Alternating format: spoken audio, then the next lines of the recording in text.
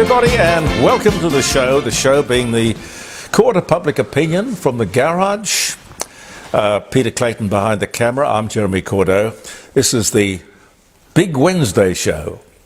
And I think this is great because we've consolidated from Monday, Tuesday, Wednesday, Thursday. We're doing one program a week, which is on Facebook and, of course, podcast all around the world. So I have no idea where you're watching this, but welcome. And the big broadcast from the dining room table on Friday morning, 9 to 12. I'll give you the number later and you can call us on any subject you like. jeremycordeaux.com, live streaming. Again, on the World Wide Web and around the world. But the Big Wednesday show. I hope you're well, I hope you're happy, I hope you've had a good week. The RBA meeting yesterday, interest rates will stay the same, that's 4.35%. But importantly, they've not ruled out an increase, pointing out that there will be upward pressure on inflation. I guess there always is, giving the government clear notice to keep a tight rein on the economy with its budget to be handed down next Tuesday. Now, I'm going to stick with my prediction, which is one possible rate cut before Christmas. Many were saying there would be 3 or 4. I think they've recanted. They're not saying that quite so often these days. But I don't think they'll put the interest rates up again. Just a question of keeping spending under control. And they can jawbone that. They can talk us out of being too enthusiastic at the cash register. They can. Does the same job. But 4.35% is still very low interest rate by historical standards. Very low. Count on 5 to 7% generally across the board. That's what I've always worked on. Can't borrow money on any other pretext, any other anticipation. That's what history tells us. 50 years. Pete, do you remember when we got metricated? Oh yes, yeah. that song that was every time you turn the telly on, yeah. It's 50 years. Yeah. They never actually successfully metricated me, I got to tell you. No, I still go back to feet and inches, Well, if you fly an aeroplane, everything's in feet and inches. Yeah. Hopefully feet. If it gets down to inches, we're in real trouble. But I reckon the whole metric thing is a bit like climate change. A con. The whole world is going metric. We'll be left behind. No, it didn't. No, it wasn't. And we weren't. It cost a fortune, and I don't know what it achieved. Pretty close to nothing, if you ask me. One of the wonders of the entertainment world, they tell me, Lego Masters on Channel 9. One of the top shows in Australia on television. Why? You ever seen it, Pete? Briefly. I am not the least bit interested. I've never seen it. Yeah. Can't imagine what the attraction is. The host, Hamish, is paid $2 million a year to front that program. Listen, on Friday, ring me and tell me why you watch Lego Masters if you do. I would love to know why. I really would.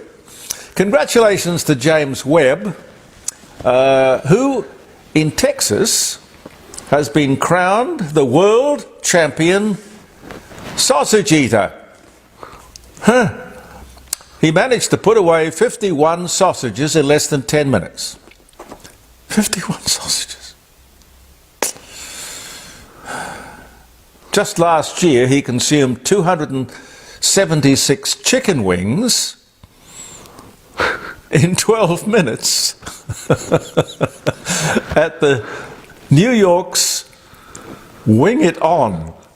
That's what it was called, Pete. Not Bring It On, Wing It On. Only in America. That's only in America.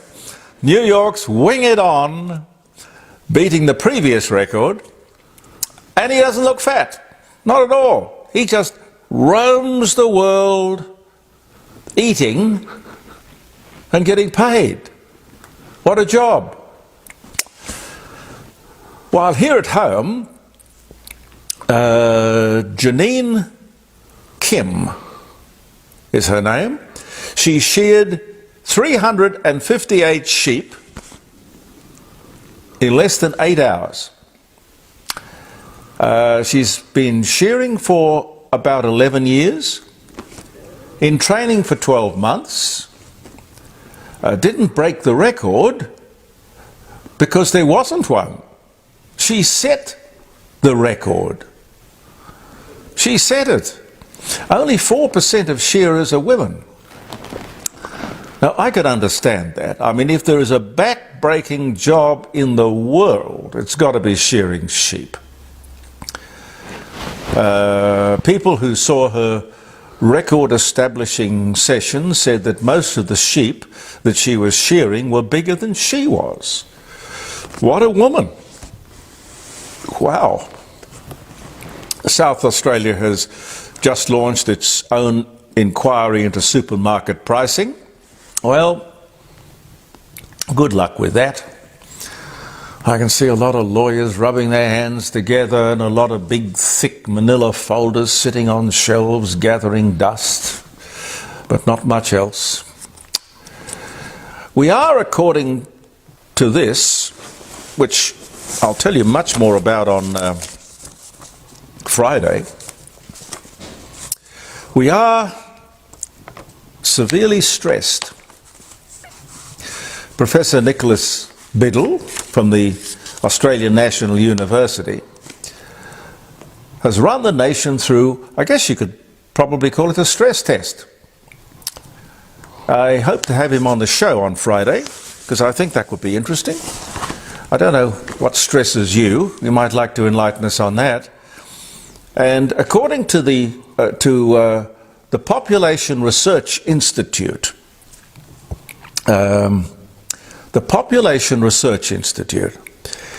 young people are not proud to be Australian. Melbourne is the least patriotic city in the entire country. Also on the show on Friday morning, to tell us more, will be Dr. Catherine Betts from the Institute.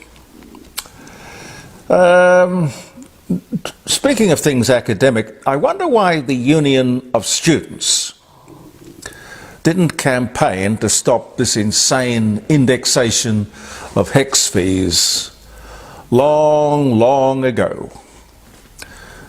Well, I guess it would have been a bit difficult because the whole idea of HECS fees was Paul Keating and the Labor government of the era, the late 1980s. It was their idea. How could the union possibly say anything about that? Anyway, the Students' Union has come out with the suggestion that HECS fees should be frozen. This is the union that demands that every student belong. Even though compulsory unionism is illegal in Australia, somehow they go under the radar. Don't ask me how or why. They would seem to be the exception. And what do they do for students? The students they represent? I don't know. They could have said something about the indexation of fees years and years ago. Leaked from next Tuesday's budget. Up in lights. Relief for students.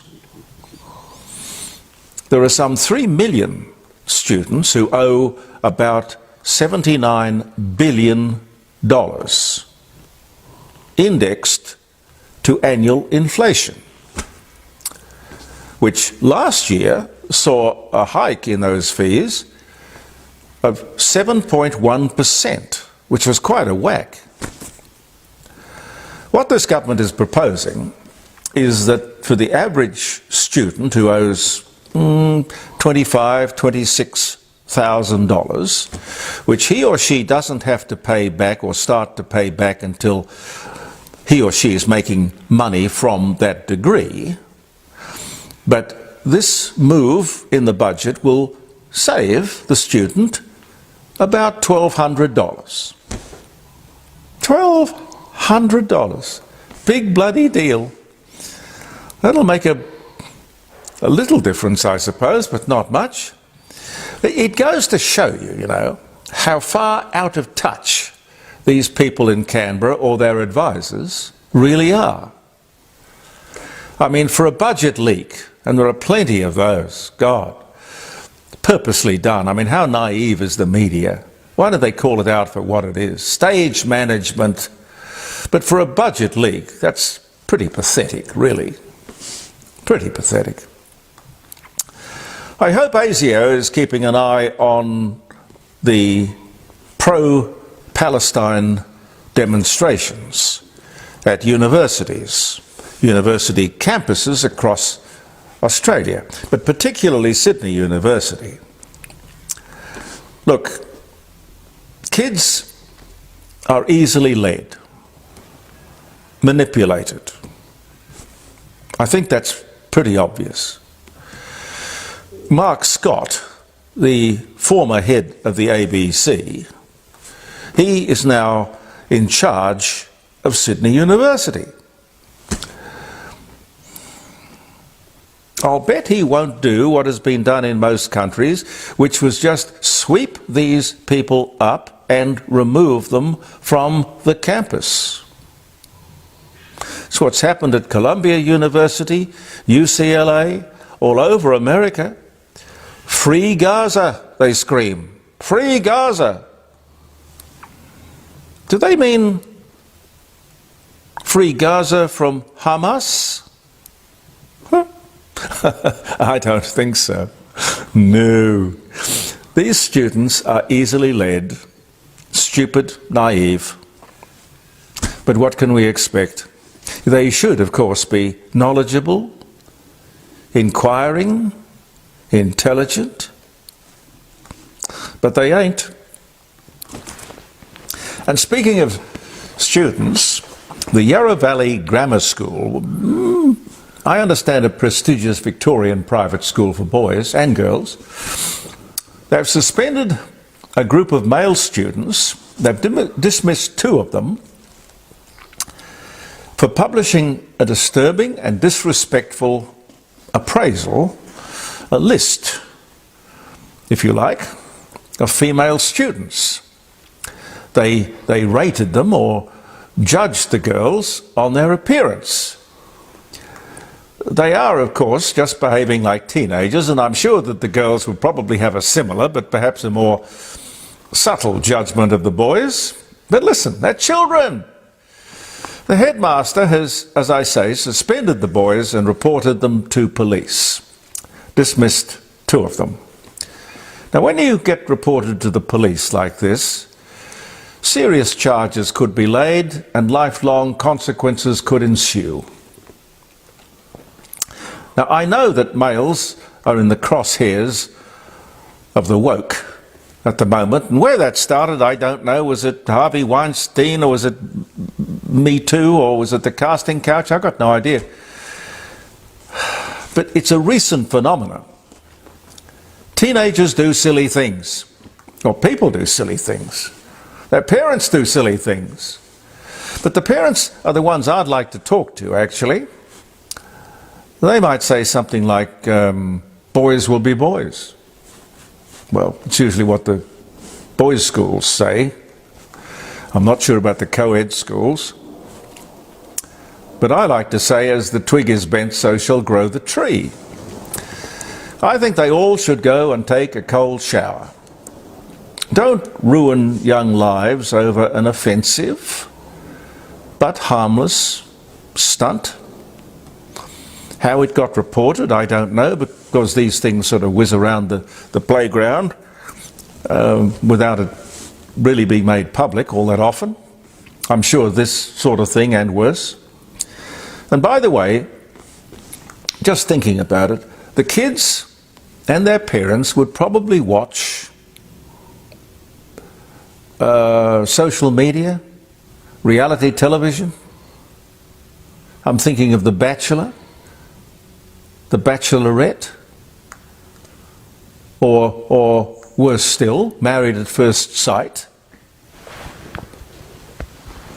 It's all about people being judged on their appearance.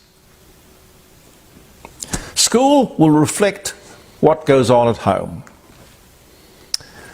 where perhaps the teachers could gently explain a better way. But make no mistake, the big wide world that school is preparing the kids for, out there, people will be judged on their appearance every day, time and time again. Welcome to reality. Just as a side, would Taylor Swift have got where she was if she wasn't so pretty and so... I mean, it's the real world. I don't know, but I've read that she was bullied at school. Really? And she had a fairly hard time at school. Yeah. But she's very attractive and she's... Yeah? Good looks are an advantage in life. We all know that. Yes, I know. With job applications, all this sort of stuff. It's a fact of life. And if you don't have that natural asset, you have to work on alternatives. You've got to work on the assets that you have. And that's what you should concentrate on. I mean, I regard that whole thing as, in Melbourne, as not a life-threatening or career-threatening event for these kids. It's a silly experience which should teach them a lesson. Nothing more, I don't think. You might disagree, and if you do, please call me. And you can do that. My telephone number, I always write it down in case I get it wrong, on Friday morning at the dining room table, 0491 65 68 60. Love to hear your comments on it.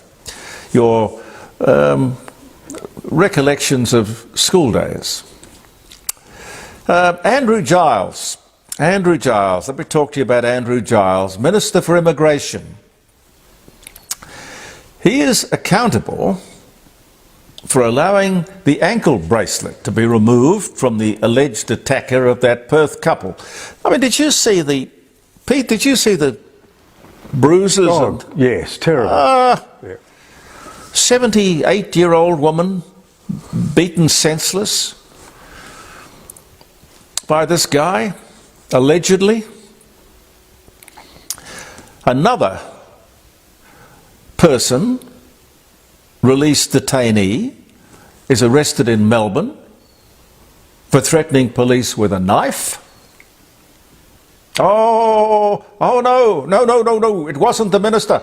No, it was the at arm's length Border Control Committee. Okay, who appoints the committee? Ducking and weaving. That's what I see. Weasel words I hear. Sunday, just this Sunday gone by, yet another tragedy, this time in Perth. A 16-year-old boy who had been on a watch list for 2 years. 16, on a watch list for 2 years. Was shot dead as he attempted to kill a police officer with a large knife. It is said that he had been radicalized. One assumes in a mosque or online. These things don't just happen by osmosis. Now, he had come to the attention of police when he was 13, believe it or not. The parents didn't know? Wow. I wonder, did they care? In America, it's been established that in a similar case, the parents should have known. It's important to note that this guy was in Western Australia. He was not an Islamic immigrant. He was an Australian, born and bred. Now, with Peter Cromley, He went out and he shot fellow students. The court ruled that his parents should have known. They will probably appeal, but they've been sentenced to 10 to 15 years in prison. Both of them, mother and father. Don't know what you think of that one either. I remember reporting it to you when it happened and remarking that it was a slippery slope. We start to be held responsible for what our kids do. Wow. So whether our kids are mischievous, disrespecting women, or harbouring radical Islamic views, it is, as parents, it would seem, our responsibility to know and do something. Now, as I say, if you disagree with any of that, do call me on Friday. I think the problem, Jeremy, goes to the education system. Well, lack of respect, lack of discipline, lack of respect for authority. It all comes from the education system. Yeah, well, as the twig is bent, as I often say. But looking at the whole landscape at the moment, there are so many ways in which we can lose our country. Quite scary if you watch television. I'm talking about the news programs. You can lose your country through invasion, full-on assault, of course. You can lose by stealth, stupidity. But it amounts to the same thing, the same result. But probably the worst way to lose your country is by apathy.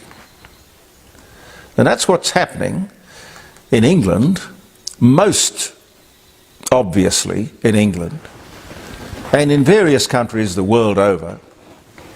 And if we don't do something, it's going to happen here. And it is not racist to talk about it. It's in fact patriotic, nationalistic to talk about it. Once people arrive from anywhere, for any reason, and with families having 12 children and the homegrown Australian having no more than one or two, or perhaps none, what has happened in the UK will happen here. I think a policy that looks carefully at favouring white Christian immigrants is essential. Very similar to the Labour Party's policy of the 1950s, which, if you cast your mind back, or if you are of my vintage or Pete's vintage, you will know served the country very, very well. Discriminatory? I don't know. It was basically a country exercising its right to choose. People can choose to come to Australia, and we can choose to accept them. Or not. We have a right to preserve our culture. Now what I'm saying here is not radical. We have a right to preserve our culture as every country does. Just as the people of Islam and the Middle East do, and India, and China, Japan, Korea, Indonesia, Thailand, the Philippines, most African countries. I noticed with interest that the President of the United States accused some of these countries on the weekend of being xenophobic. Xenophobic? No. I think they're exercising their rights. They're trying to protect and preserve their culture, their heritage, traditions, their nation. I think, you may disagree with me and do it at the dining room table on Friday morning, but I think perfectly reasonable and not racist. The UK is virtually lost to the British. Unrecognisable. Overrun by people from other places. And more to come. Every day. The question is this what we want? Because now is the time to have the discussion. Jeremy, can I just add something there? Yeah. You know, I was in the travel industry and I enjoyed the Pacific Islands. Yeah. As you travel around those islands, Tonga, Cook Islands, they all say we are not going to turn out like Hawaii. We are going to keep our culture. Yeah, it's their right. That's their right? Absolutely, it's their right. I think we need to look carefully at the Australia we love. We can be invaded in many ways. Are we prepared to surrender our country to immigration? Surrender our culture and way of life? If the majority of people say yes, well, it's a democracy. We'll go along with it. But there are, of course, people who will come to this country who don't want a bar of democracy. And all they have to do is outnumber us. But why would this drop-kick government not only allow, but welcome, legislate, facilitate a takeover, a cultural takeover of Australia? The Aboriginals wouldn't have it. These guys, I'm talking about the federal Albanese government, they think about the world. The world. We need a nationalist government to look after Australia and Australia's future and Australia's people. But if you want to come and join our wonderful country, black, white, Muslim, Christian, Protestant, Hindu, heathen, doesn't matter. But don't try and take us over, please. Why would any government, by the way, put a known refugee advocate in charge of immigration? Make him, in fact, Minister for Immigration and give him all the levers that control that very important, sensitive part of government's responsibility. And then, of course, they don't take responsibility. No, it's ridiculous. But this government, who would subject us to discomfort and expense to save the world from climate change, when we contribute next to nothing to global emissions, but we have to save the world, we are letting them do this to us. It's okay if that's what you want, because if the majority of people want this, terrific. But be aware of it. In Western Australia, the Imam who fronted the media had a wonderful message, which I thought was fantastic. I wrote it down. His message was of love for all and hatred for none. I think that's fantastic. It's a lovely slogan and beautiful words. Now, an Imam is a scholar of the Islamic world. As I say, beautiful words. And I must assume he's read the Quran. And I can't pretend it's easy to read. But if you read the Quran, unless I'm making some terrible mistake for which I would apologize immediately, but from what I have read, it's about hatred, violence, and death for Christians, non-believers, and the infidel. It's about the installation of Sharia law. Now, if I'm wrong about this, I'd love some Muslims to give me a ring on Friday and tell me what I've got wrong. You are not wrong. You are not wrong. I've read it. No. I don't think I'm wrong. But we are for love of all and hatred for none. As I say, beautiful words. Ah, dear, dear, dear, dear, dear. The electric car push is a great government-sponsored con, another one. Even the implementation of this fuel efficiency standards thing, important in America, yes, because they've got so many more cars. It's a big problem, but not necessary in Australia.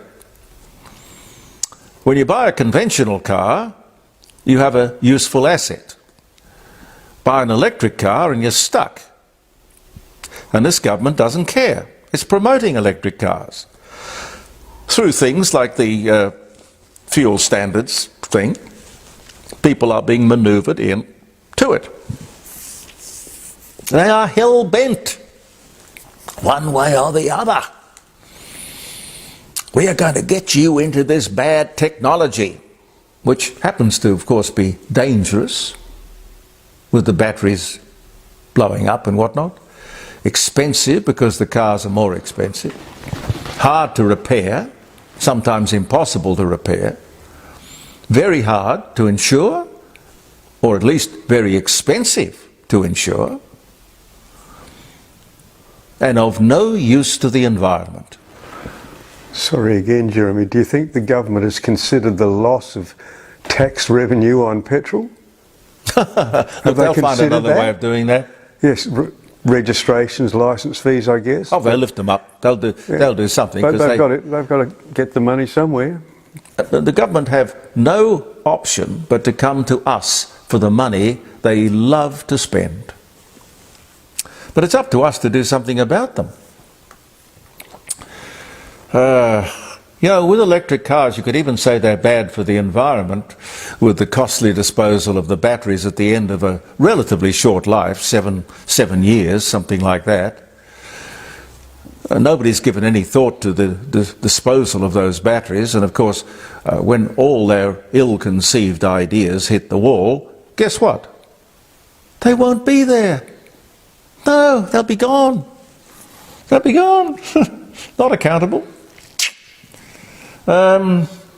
Frankie Valli of the Four Seasons. Pete, would you believe he's 90 years old? Yeah, I heard that, yes. Yeah. Oh, bless him. He's been awarded his own star, about bloody time, of course, on the Hollywood Walk of Fame, along with Bob Gaudio. Bob Gaudio and Bob Crew wrote some wonderful songs together, but they were all part of that era when, I don't know, men were men and movies really moved and music was really lovely to listen to. Dear. The Domestic Violence National Cabinet meeting, which occurred last Wednesday, threw up, well, not very much. You would have thought that these guys would have gone into that meeting with some ideas, a plan. Anthony Albanese announced that he would bring together the leaders of the nation to handle this domestic violence coercive behaviour crisis. Great, great. Well, what we got was the Prime Minister announcing, guess what? Money. I'll throw money at it. $925 million, that's almost $1 billion. There is no indication that the states have spent the money previously allocated, by the way, and they weren't even questioned on that subject. I guess, well, costs money to set up a bureaucracy. Well, let's set up a bureaucracy, maybe a helpline. We can't have it manned 24 hours a day. It'll have to be peopled 24 hours a day. I wonder if men are going to be catered for. There are henpecked, bullied men. That is true. Not only women, sadly. First, people have to ask for help. This is where the resistance is. People say, I won't ask for help. It'll get better. It'll get better. I'll give him one more chance. he doesn't mean it. Or he or she says always sorry. Sorry. Physical abuse, verbal abuse, sexual abuse and harassment, bullying, financial bullying, spiritual abuse. What is that? How are you going to define all of this? Because you're going to keep people accountable for it. Must be able to be defined. What is normal? And who decides? This new money will not flow until July next year. A lot of people can and will die in that time. It's kicking the can down the road. A lot of fatalities on that road, ladies and gentlemen. The system seems broken to me. You can't fix this sort of social problem with money. It's like the NDIS. Money, money, money, money, money, money, money, money, and waste. And the more money you spend, the more money you have to spend. Is usually the way it goes. In many cultures, women are disrespected. The males are brought up that way. That's what they call normal. Apart from culture, it could be, well, jealousy, alcohol, drugs, poverty. Could be the home from where we came. The school, from the school we went to. The neighbourhood we grew up in. The books we read, the movies we see, the stuff on television, social media. Examples that are set for us as our young, pliable, ever-absorbing minds grab it all in. As the twig is bent, so shall grow the tree. It's not about money. Money is for winning elections, grandstanding and wasting, not fixing problems. I've been talking about domestic violence for as long as I have been on the air, and that's 60 years, more than 60 years. I got into radio in 1962, so that's 62 years. A common thing for people to say is, I was provoked. I didn't mean it. It won't happen again. But you see, it wouldn't matter how badly or how much someone was provoked. There is no excuse for hitting a woman. And people don't suddenly become violent, do they? There would have to be history, evidence of previous bad behaviour. And if a woman sees this, she should run a mile.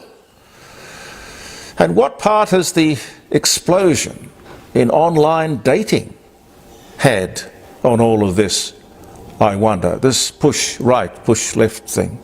That's as close to playing Russian roulette as any woman can possibly get.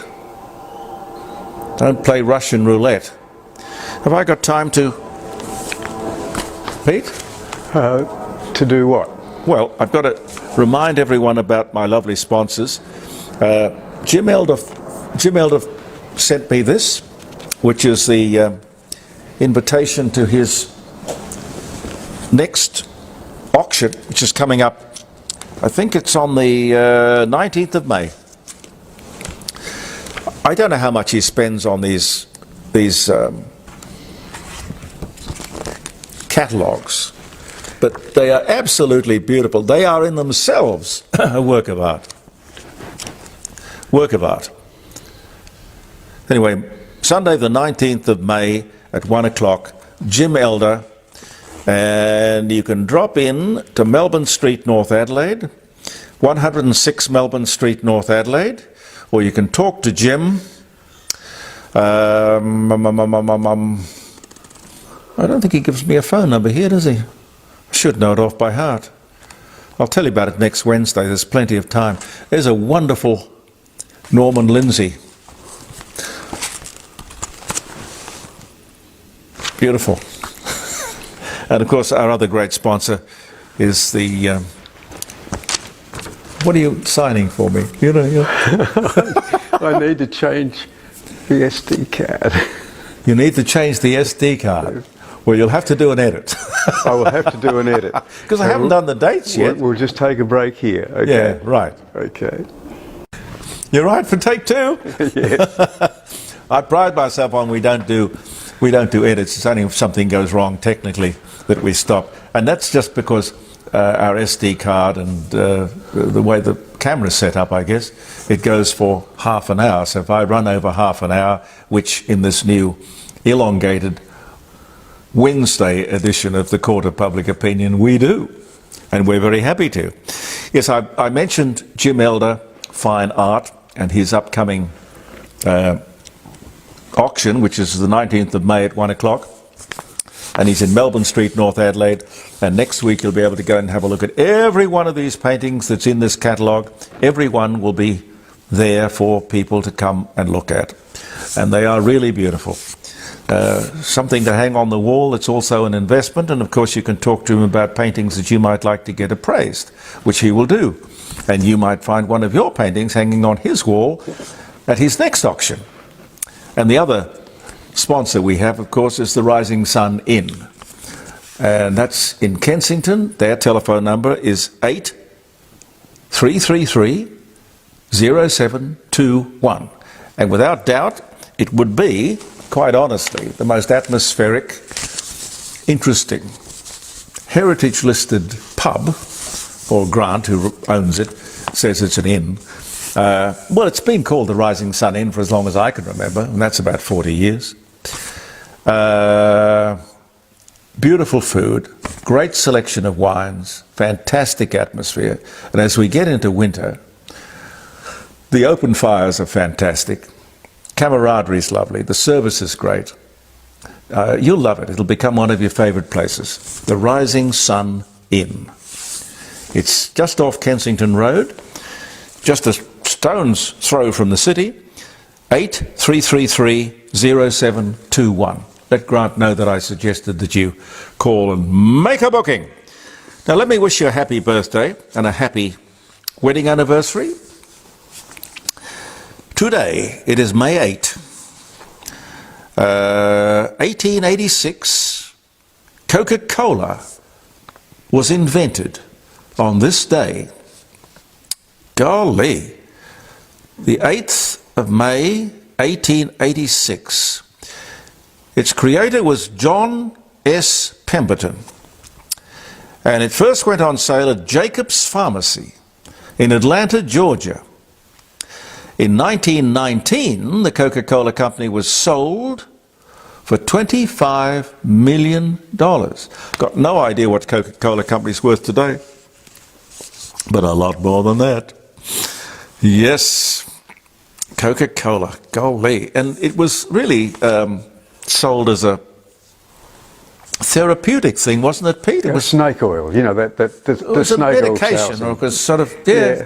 It had cocaine in it. Cocaine, yes. Yeah. Cocaine was in it. No wonder it was popular.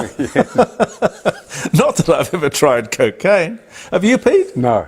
No, I haven't either. No. Interesting. The Federal Labor Party, happy birthday to Labor, founded in Australia, must be, well, obviously the oldest political party in the country, founded by J.C. Watson.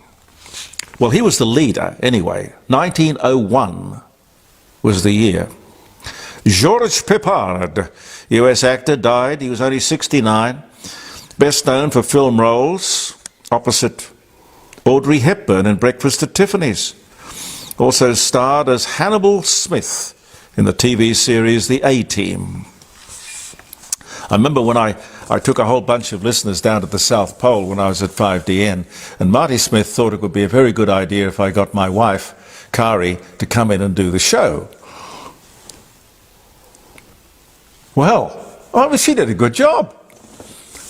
I was a little bit worried about that. Mind you, job sharing is a big thing these days. I could do one day, she could do the other. No, it didn't quite work out like that. But I remember Marty said to her, who would you like to have on the show? Who would you like to talk to? And she'd had this thing about George Papard for years and years and years. So Marty, bless his heart, being the executive producer of the radio station, got him on the phone for her. And I don't know what George Papard made of it. It was very funny. She said, the only reason I'm talking to you is that my husband has gone to the South Pole. And he said, oh, I heard it, I listened back to it. Oh, he said, does he do that often? Very funny. Very funny. Dear, oh dear, the things you remember. On Friday, I hope to have Mike Smith back on the program. Mike Smith is taking his seaplane around Australia, reenacting the flight that was made back in 1924. So 100 years on, he's reenacting the seaplane flight around Australia. It's never been done before, and I don't think anybody has ever done it like that since. But Mike Smith runs he runs a distillery, he runs a motion picture theatre, or 6 theatres or 7 theatres or something, and he loves flying. He's a very interesting guy. Anyway, he's promised that he will be somewhere where I can talk to him on Friday morning. And the reason I mention that is that this is the day, 1914 was the year, a little bit before 1924, but this was the day in 1914, the first seaplane flown in Australia by Maurice Guillot, Guillaaux.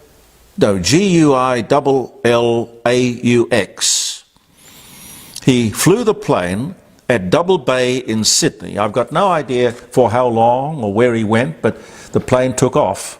There's a big flying boat base just down the road from Double Bay, in Rose Bay, and that's where they all sort of live.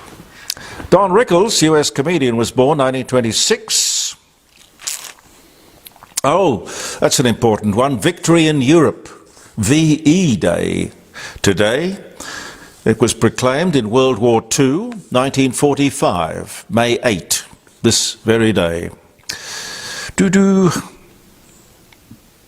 Australia-wide peace marches protest participation in the Vietnam War. On this day in 1970, Japanese, American and Australian naval forces clash in the Battle of the Coral Sea. It ended after 4 days. HMAS Hobart and Australia were involved in the battle, with the Japanese around Port Moresby in northern Queensland. The Japanese fleet eventually turned back and abandoned its attempt to capture Port Moresby. The greatest loss the Americans had in the Battle of the Coral Sea, which we could not have won without the Americans, obviously, was the loss of the aircraft carrier, the Lexington, which I think I read somewhere recently they found. I don't know what else I can tell you. Oh, Ricky Nelson was born. He died at the age of 45, just a kid. He was 45. His career began in 1952. He appeared with his parents and brother in the TV series The Adventures of Ozzie and Harriet. Hits included Hello Mary Lou, Goodbye Sue, Sweet Mary Lou, I'm so in love with you, Poor Little Fool, It's Late. You remember all these people? Yes. It's late. Da, da, da, da. Ah, God, I'm glad I was born when I was born and I could enjoy all these wonderful songs. Travelling Man. His last one, I suppose his last hit would have been Garden Party. He's a funny fellow. He flew an aeroplane. He flew a DC-3. In fact, that's how he died. He was flying his DC-3. He used to go from place to place, from concert to concert, to gig, and he would fly his DC-3 and it came down. It which is a pity, obviously. But the DC-3, of course, was one of the most reliable aeroplanes in the world. Scott Robert Thompson patented the rubber tyre, 1847. I think I've about covered everything. Oscar Schindler and his wife, Emily, were honoured for saving 1,200 Jews during World War II in a ceremony on the Avenue of the Righteous in Jerusalem on this day in 1962. Film and television production and distribution studio and owners of the current Channel 10 network in Australia, Paramount Pictures, is founded on this day in 1912. I do believe that Channel 10, they are putting, well, the whole Paramount empire is on the chopping block. It's going to be sold. And Don Rickles, American comedian, he was born in Queens in 1926. Funny man, Don Rickles. Made a living out of insulting people. But he did it so eloquently. So entertainingly, you wouldn't believe it. Now, thank you very much for viewing our... Did that go click? No, we're still okay. I hear a click, I worry.